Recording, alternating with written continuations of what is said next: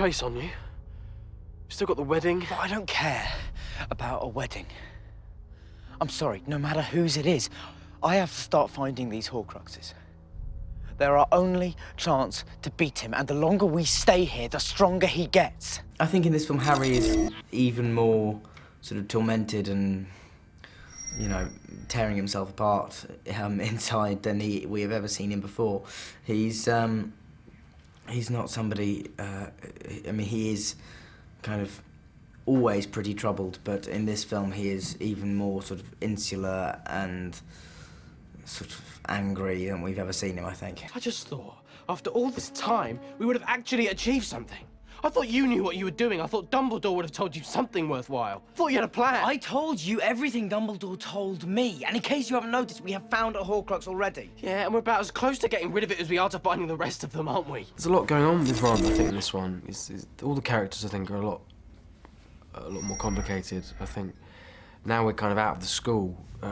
Everyone's more kind of grown up, and Ron kind of gets stressed out a little bit because he's jealous and he's paranoid, and he doesn't have any faith in Harry at all, and cause we're really not kind of getting anywhere with the Horcrux mission. And it's nice to see that kind of aggressive side of Ron that we haven't really seen before. So it was fun.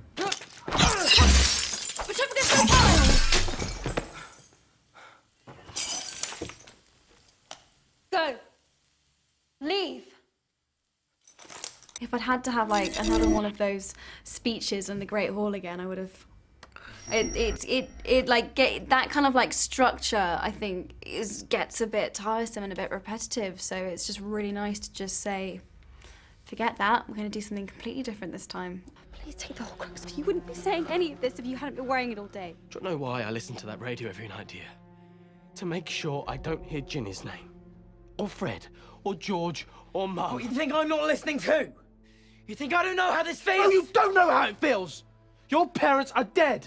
You have no family! Stop! Stop! You know, I always think the two films I made were about Harry kind of growing up, but actually they were the kind of tentative first steps into adulthood, and I think this movie is actually about, you know, that transition, the breaking of innocence.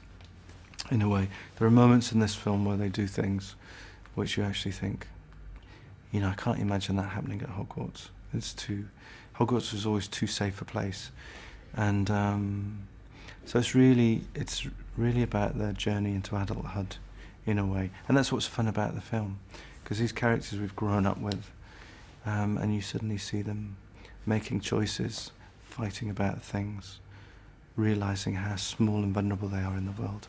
And there's something very moving about that.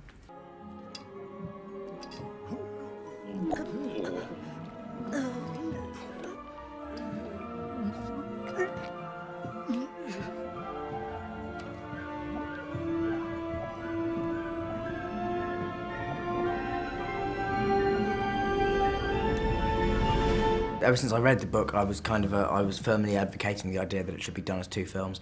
I simply think it's impossible to adapt into one script without cutting out a huge amount of really important stuff. I think a lot of the stuff that would have been cut is actually the stuff that's in this part one, where, you know, you actually get to spend some time with the characters and, you know, become a bit involved with them, as opposed to just the all-out action stuff. So, you know, there is a lot of action in this movie, but it's also paced very nicely so that it doesn't feel rushed. I think it was the right choice, really, especially from the book fans' kind of point of view.